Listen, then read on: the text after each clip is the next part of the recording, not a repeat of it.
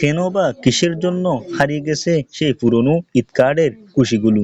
সেই ৯০ দশকের কথা।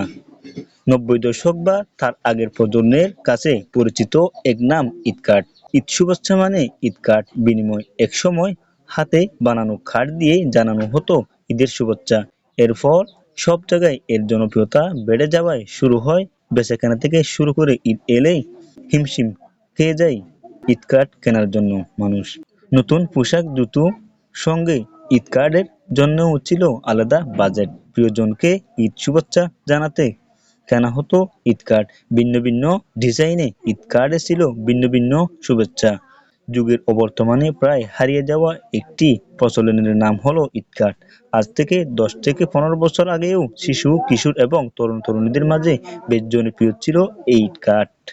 রমজান মাস শুরু হওয়ার সাথে সাথে পাড়ার গলিতে গলিতে দেখা যেত ছোট ছোট ঈদ কার্ডের দোকান, যেখানে সুলভ মূল্যে পাওয়া যেত বর্ণিল ঈদ কার্ড।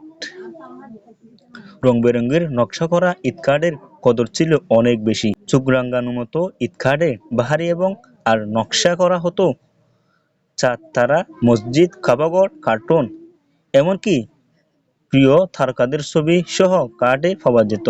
আর কার্ডের ভেতরে লেখা থাকতো শুভেচ্ছা বাণী বা আনন্দের অন্যতম অনুষঙ্গ ছিল এই ঈদ কার্ড। কেন বা হারিয়ে গেছে এই ঈদ কার্ড? কিসের জন্য হারিয়ে গেছে? মোবাইল ফোন, এসএমএস আর সোশ্যাল মিডিয়ার কারণে এই জনপ্রিয় ঈদ কার্ডটি আস্তে আস্তে যুগে যুগে হারিয়ে যাচ্ছে বলে মন্তব্য করেছেন বিশেষজ্ঞরা।